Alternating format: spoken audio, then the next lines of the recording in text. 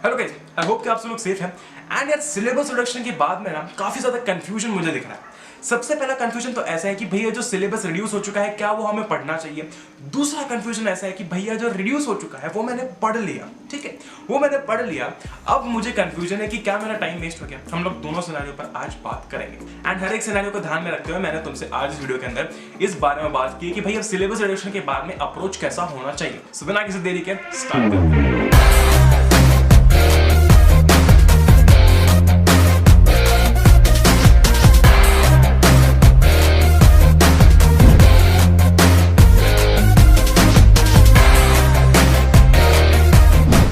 Start करने के सबसे पहले एक चीज बिल्कुल नोट डाउन कर लो कि कार्बन एंड इट्स कंपाउंड्स, ये पूरा चैप्टर पढ़ना इंपॉर्टेंट है। Now let's go deep into it, ठीक है।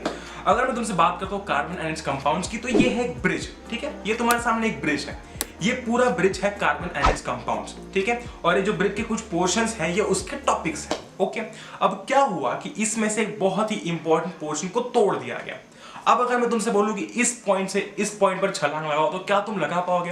प्रैक्टिकली पॉसिबल नहीं है, लेकिन थ्योरेटिकली पॉसिबल है। कैसे है? रट्टे मार के, राइट। लेकिन हमको रट्टे मारने नहीं है। तो एक बेसिक सा इंपॉर्टेंट फंडा ये है कि कार्बन एंड इट्स कंपाउंड में से जो पोर्शन हटाया गया है ना, वो हो सकता है कि क्वांटिटी वाइज ज्यादा हो सकता है कि यार काफी ज्यादा पोर्शन हटा दिया गया हो, तो तुम्हें ऐसा एक सेंस ऑफ रिलीफ मिल रहा होगा कि वाह यार इतना सारा पोर्शन हटा दिया गया। लेकिन ट्रस्ट मी, जितना क्वांटिटी में वो टॉपिक हटाया गया है उतना क्वालिटी में भी वो टॉपिक इंपॉर्टेंट है। तो मेरी बात समझ पा रहे हो? तो जितना क्वांटिटी में गया है उतना ही क्वालिटी में भी गया है। अब अगर मैं बात करता हूं उसके अंदर पहले कुछ टॉपिक्स हैं और बाद में होमोलोगस सीरीज है, सीधा बीच का कुछ नहीं है यार। वो होमोलोगस सीरीज तुम रट के समझ तो लोगे, लेकिन वो लॉन्ग टर्म में समझ में नहीं रहेगी, ठीक है। वो लॉन्ग टर्म में याद नहीं रहेगी, और वो लॉन्ग टर्म में याद रखने के लिए उसके पहले के टॉपिक्स को हमको समझना पड़ेगा। उसके पहले जो फंक्शनल ग्रुप्स आते हैं उसके बारे में हमें थोड़ी सी जानकारी लेनी पड़ेगी। तो मैं तुम्हें हाईली रिकमेंड करूंगा कि कार्बन जैसे चैप्टर को पूरा करना। It will hardly take you a day, because हम लोग थोड़ी सी दूर की भी सोचते हैं तो बाद में भी काम आएगा, 11वीं में भी काम आएगा, 12वीं में भी काम आएगा, ठीक है। तो कार्बन जैसे चैप्टर को हम लोगों को अकेला नहीं छोड़ना है। एटलीस्ट कॉन्सेप्ट सारे करेंगे, एटलीस्ट कॉन्सेप्ट सारे करेंगे हम लोग, ताकि हम श्योर रहें कि एग्जाम टाइम पे मैं जो पढ़ रहा हूं इसके कॉन्सेप्ट्स मुझे आते हैं। अगले साल हम श्योर रहें कि जो चीज मैं पढ़ रहा हूं इसके कॉन्सेप्ट्स मैं 10वीं में पढ़ के आ चुका हूं। मेरी बात को तुम समझ पा रहे हो? तुम वाइब समझ पा रहे हो? इसलिए यार वो चैप्टर पूरा करना इंपॉर्टेंट है। अब ये स्पेसिफिकली बात हुई कार्बन की, मैं तुम्हें यही समझाना चाहता कि वो चैप्टर यार ऐसा चैप्टर है, वो चैप्टर यार सारे बेसिक्स क्लियर कर देता है, तो उस चैप्टर को मिस आउट हम लोग नहीं करेंगे। अब हम लोग ओवरऑल बातें करते हैं, ठीक है। अब हम लोग ओवरऑल बातें करते हैं। अब यहाँ पर हमारे सामने दो सिनेरियोज हैं। अगर हम लोग ओवरऑल बातें करते हैं तो हमारे पास दो सिनेरियोज हैं। सबसे पहला सिनेरियो ऐसा है कि कंप्लीट चैप्टर को रिमूव कर दिया गया, ठीक है। सबसे पहला सिनेरियो ऐसा है कि कंप्लीट चैप्टर को रिमूव कर दिया गया है। दूसरा सिनेरियो ऐसा है कि चैप्टर तो है लेकिन एक टॉपिक को रिमूव कर दिया गया, लेकिन कुछ टॉपिक्स को रिमूव कर दिया गया, ठीक है। तो यहाँ पर पहला सिनेरियो और दूसरा सिनेरियो दोनों में काफी फर्क है और दोनों को समझने का अप्रोच भी डिफरेंट है। देखो हम एक एग्जांपल लेते हैं, ठीक है। हम एक एग्जांपल लेते हैं। बायो के अंदर कंट्रोल एंड कोऑर्डिनेशन को हटा दिया गया, ठीक है। उस कंप्लीट चैप्टर को रिमूव कर दिया गया है। अब तुम्हारे पास में एक चॉइस है कि तुमको पढ़ना है या फिर नहीं पढ़ना है, according to what you are going to take in future. अगर मैं आज बात करता हूं कि यार तुम्हें अगले साल पीसीएम लेना है, ठीक है, तो तुम्हारा बायो से कोई संबंध रहेगा नहीं रहेगा। तो उस केस में तुम अपनी प्रायोरिटीज के हिसाब से, अपने पर्सपेक्टिव से वो चैप्टर पढ़ना है या फिर नहीं पढ़ना है वो सोच सकते हो। अगर तुम बायो लेना चाहते हो तो तुमने ऑफ कोर्स उस चैप्टर के अंदर ऑलरेडी इंटरेस्ट दिखा दिया होगा। अगर तुम कॉमर्स लेना चाहते हो तो तुम उस चैप्टर के अंदर इतना इंटरेस्ट नहीं दिखाओगे।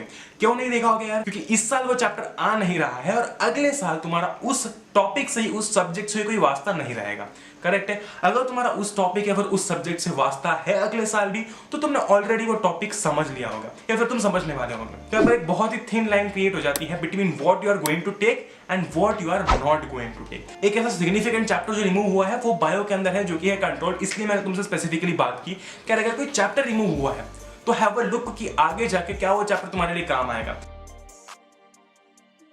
अभी आखिरी में जो सोर्सेज ऑफ एनर्जी है वगैरह वगैरह, जो कुछ 3-4 चैप्टर है, ठीक है, अगर वो सारे भी हट जाते तो भी तुम्हें इतना फर्क नहीं पड़ता, क्योंकि उसके अंदर 7वीं 8वीं की बेसिक साइंस है यार, ठीक है। उसमें 7वीं 8वीं की बेसिक साइंस है, वो बेसिक साइंस हमको ऑलरेडी आती है। क्योंकि यार इंटरेस्ट वाली भी बात होती है ना, अगर तुम कल को बायो नहीं लेना चाहते हो और अगर इस साल भी वो चैप्टर नहीं आ रहा है तुम क्यों झांक के देखोगे? तुम देखोगे ही नहीं ना, क्योंकि तुमको पता है कि तुमको ना तो वो अगले साल काम आएगा ना इस साल काम आएगा, तो तुम वहां पर अपना टाइम सेव करोगे। लेकिन अगर तुम्हें अगले साल उस पर काम करना है तो तुम थोड़ा थोड़ा ब्रीफ आइडिया उसका ले सकते हो, थोड़ा थोड़ा पढ़ के, थोड़ा समझ के कि यार उसमें कॉन्सेप्ट क्या है, उसमें बेसिक आइडिया क्या है, ये चीज समझ के तुम उस चैप्टर का एटलीस्ट आइडिया ले सकते हो, ताकि अगले साल तुम्हें बेसिक्स क्लियर ना करने पड़े। अब यार ये तो हो गया वो सिनेरियो जिस केस में एक चैप्टर को कंप्लीटली हटा दिया गया है। अब बात करते हैं ऐसे केस की जहां पर चैप्टर तो है लेकिन टॉपिक हटा दिया गया है। देखो यार उस केस में ऐसा था, अगर वो चीज तुम अगले साल नहीं पढ़ना चाहते हो, अगर वो चीज तुम्हारे बाद में कोई काम की नहीं है, इस साल तो वैसे भी नहीं है और अगले साल भी नहीं है, तो again you can save your time by not reading it, क्योंकि तुम जानते हो यार कि ना वो अगले साल काम आना है ना वो इस साल काम आना है, क्योंकि इस साल तो वो एग्जाम में आ ही नहीं रहा है। इस साल में वो कंप्लीट चैप्टर ही हट चुका है, ना सिर्फ एक सिंगल टॉपिक, कंप्लीट चैप्टर हट चुका है। लेकिन इस केस में सिनेरियो डिफरेंट है, यहाँ पर चैप्टर है, चैप्टर अभी भी एग्जिस्ट कर रहा है, बस उसका टॉपिक हटा दिया गया है। इस केस में हमें क्या करना चाहिए? देख इस केस में अगेन वही बात आती है कि यार एक ब्रिज के अंदर से अगर तुम उसका एक सिग्निफिकेंट पार्ट हटा दोगे तो तुम थियोरेटिकली रट्टे मार के चीजें समझ सकते हो, लेकिन लॉन्ग टर्म में चीजें याद नहीं रहेंगी। अगर ऐसे चैप्टर्स जिनमें से कुछ पोर्शन हटाया गया है वो इस साल भी इंपॉर्टेंट है और अगले साल भी इंपॉर्टेंट हो सकता है, मैं तुमसे इंग्लिश वगैरह की बात नहीं कर रहा हूँ कि इंग्लिश में स्टोरी हट गई, नहीं, अगर हट गई है तो अच्छी बात है वहां पर, क्योंकि वो थ्योरेटिकल पोर्शन है, वो अगले साल थोड़ा ना काम आएगा। अब सेकंड सिनेरियो में सीन ऐसा है कि चैप्टर नहीं हटाया, सिर्फ एक टॉपिक हटाया, लेकिन उस टॉपिक के बाद में जो टॉपिक आने वाला एग्जाम के अंदर, उस टॉपिक को समझने के लिए तुमको डिलीटेड पोर्शन के बारे में जानना इंपॉर्टेंट है। जब तक उस डिलीटेड पोर्शन का आइडिया नहीं होगा तब तक आगे वाले टॉपिक जो कि एग्जाम में आने वाले हैं उसके कॉन्सेप्ट क्लियर नहीं होंगे, और जब तक वो कॉन्सेप्ट क्लियर नहीं होगा तब तक तुम्हें खुद ही टफ लगेगा कि यार मुझे समझ ही नहीं आ रहा। क्यों समझ नहीं आ रहा? क्योंकि उसके पहले का जो रिलेटेड पोर्शन था उसको डिलीट कर दिया गया है, राइट? जब भी तुम कोई चैप्टर पढ़ रहे हो, डज नॉट मैटर कि उसमें से कोई टॉपिक हटा है नहीं हटा है, have a brief idea, okay, have a brief idea. मैं तुम्हें ये नहीं बोल रहा हूं कि जो पोर्शन हटा है उस पर भी इक्वली ध्यान दो, लेकिन उस पर इतना ध्यान जरूर दो जिससे कि पोर्शन जो कि एग्जाम में आने वाला है वो स्ट्रांग हो पाए। यार वो जो टॉपिक है वो उस जगह पर इसलिए फिट किया गया था क्योंकि उसके बाद में जो टॉपिक आएगा वो उससे रिलेटेड है। देखो मैं तुमसे यही नहीं बोल रहा हूं कि जो पोर्शन डिलीटेड है उस पर भी इक्वली उतना ही ध्यान दो, लेकिन मैं तुमसे ये बोल रहा हूं यार कि जब तुम अपना कॉन्सेप्ट क्लियर कर रहे हो ना, उस टाइम तुम्हें उसकी जरूरत पड़ेगी, तुम्हें वो चीज लगेगी उस कॉन्सेप्ट को क्लियर करने में।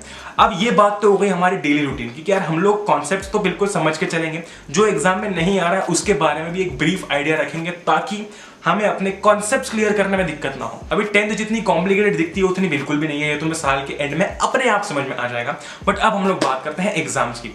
देखो हम इतना पोर्शन करने की बात कर रहे हैं, ठीक है, हम इतना सिलेबस कंप्लीट करने की बात कर रहे हैं, लेकिन एग्जाम में इतना सिलेबस आएगा। अब एग्जाम टाइम पे जब इतना सिलेबस आने वाला है तो ये जो पोर्शन है हम एग्जाम टाइम के लिए अपने साथ में नहीं रखेंगे। ये जो पोर्शन है हम एग्जाम टाइम पर इस पर इतना ध्यान नहीं देंगे।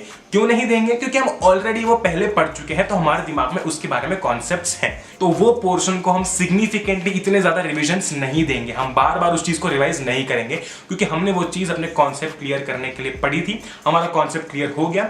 अब उस चीज को बार बार रिवाइज करने की जरूरत नहीं है, ठीक है। उस चीज पर इतना अगर स्ट्रेस दोगे तो जो पोर्शन इंपॉर्टेंट है वो छूट जाएगा। देखो बहुत ही इंपॉर्टेंट चीज ऐसी कि अगर किसी भी मूवी के अंदर तुमने देखा होगा, अगर तुम्हें अपने एनिमी को गिराना है तो तुम्हें उसका वीकेस्ट पॉइंट ढूंढना है। अगर तुम उसका वीकेस्ट पॉइंट ढूंढ लेते हो तो तुम्हारे लिए काम आसान हो जाता है। In very less effort you can get the maximum output. इस केस में भी वही है यार, हम एग्जाम टाइम पर तिकड़म नहीं लगाएंगे, हम एग्जाम टाइम पर उस पर फोकस करेंगे जो कि कल के पेपर में आने वाला है, ताकि with our minimum efforts we can get the maximum output. अगर तुम ये सोच रहे हो कि तुम उस टाइम भी पूरा सिलेबस करोगे तो वो गलत है, क्योंकि वहां पर सिर्फ वो पोर्शन तुमसे रिवीजन मांग रहा है जो कि कल पेपर में आने वाला है। अब हमारा टारगेट, हमारा फोकस वो है जो डिलीट नहीं हुआ है, जो कल के पेपर में आने वाला है। समझ रहे हो मेरी बात को? इसलिए यार मेक श्योर कि पूरे साल हम लोग कॉन्सेप्ट्स पर ध्यान दें, लेकिन एग्जाम टाइम पर we are going to narrow the range. Okay, अगर तुम्हारी रेंज इतनी है सिलेबस की तो हम उसको इतना कर देंगे, जो बचा हुआ पोर्शन है जो कि हमने अपने रेफरेंस के लिए पढ़ा था डिलीटेड पोर्शन, उसको हटा देंगे ताकि हम एग्जाम में मैक्सिमम आउटपुट गेन कर पाए विद मिनिमम एफर्ट्स। अब बात करते हैं इंग्लिश की, अब बात करते हैं सोशल साइंस की। देखो इंग्लिश के अंदर हमें अपना दिमाग लगाने की जरूरत नहीं है। अगर चैप्टर हट चुका है तो अच्छी बात है, हट चुका है उसको हट जाने दो। वो ऐसा नहीं कि अगले साल तुम्हें कोई काम आने वाला है, नहीं आने वाला है, क्योंकि अगले साल नई स्टोरी होगी। सोशल की बात करता हूं तो अगेन यार इन सम केसेस हाँ तुम्हें बाद में जाके सोशल साइंस हो सकता है कि काम का हो, लेकिन मेजॉरिटी जो बच्चे होते हैं सोशल साइंस का अगर लोड कम हो रहा है ना तो वो खुश ही होते हैं, ठीक है। तो अगर सोशल साइंस तुम्हारा पोर्शन कम हो रहा है then focus on what is going to come. तो अगेन लेट मी समराइज, जो दो सिनेरियोज हमने देखे, एक जो चैप्टर रिमूव हो चुका है, दूसरा चैप्टर तो है लेकिन टॉपिक रिमूव हुआ है। जिसमें चैप्टर रिमूव हो चुका है वो तुम पर डिपेंड करता है, तुम्हारे पर्सपेक्टिव पे कि अगले साल, ठीक है, या फिर बाद में क्या यह चैप्टर मुझे काम आने वाला है। अगर आने वाला है तो मुझे इसको अपने बेसिक्स क्लियर करने के लिए पढ़ लेना चाहिए। सेकंड केस ऐसा है कि यार टॉपिक हट चुका है, लेकिन अगर टॉपिक हटा है तो कुछ ना कुछ तो उसका इंपॉर्टेंस होगा। वो टॉपिक ऐसा ही नहीं उस चैप्टर के अंदर होगा। अगर उस चैप्टर के अंदर वो टॉपिक है तो शायद मेरे कॉन्सेप्ट क्लियर करने के लिए वो टॉपिक मुझे हेल्प करें। तो जो टॉपिक नहीं आने वाला है एटलीस्ट उसका कॉन्सेप्ट समझ लो। मैं ये नहीं बोल रहा हूँ कि उसको उतना ही प्रैक्टिस करो जितना तुम आने वाले टॉपिक को करोगे। यार इसको अगर मैं थोड़ा सा ना रिलेट करना चाहूँ तो एक एटॉमिक हैबिट्स नाम की बुक है, ठीक है। ये बुक के अंदर तुम्हें बताया जाता है कि कैसे बेसिक हैबिट्स एक इंसान को कंस्ट्रक्टिवली या फिर डिस्ट्रक्टिवली शेप कर सकते हैं, ठीक है। कैसे हमारी एटॉमिक लेवल पर हैबिट्स जो है वो हमारा कल डिफाइन कर सकती है, कैसे हमारा फ्यूचर डिफाइन कर सकती है यार। और ये बहुत इंपॉर्टेंट भी है कि हम हमेशा एक बड़े लेवल पर बात करते हैं, लेकिन हम ये भूल जाते हैं बहुत सारे टाइम पर कि एटॉमिक लेवल पर चीजें हमारे हाथ में है। मैं हमेशा तुमसे बोलता हूं ना कि यार तुम चीजों को डिवाइड कर लो, गैप में डिवाइड कर लो। उसका कारण यही होता है कि एटॉमिक लेवल पर, बहुत ही छोटे लेवल पर अगर हम अपने एफर्ट्स डालते हैं तो वो एटॉमिक लेवल कब हमारे आउटकम में बदल जाती है ना, हमको पता नहीं चलता। तो to be very clear on this, मैं सिर्फ तुमसे इतना बोल रहा हूँ कि अगर आज की डेट में एटॉमिक लेवल पर बेसिक्स क्लियर है तो कल की डेट पर जब हमारा फाउंडेशन बड़ा हो रहा होगा उस टाइम पर हमें दिक्कत नहीं आएगी। सो आई होप कि आप सब लोग सेफ है एंड यार बस स्टे होम, स्टे सेफ। जय हिंद, वंदे मातरम, एंजॉय करो यार। We'll meet in the next one, till then good bye.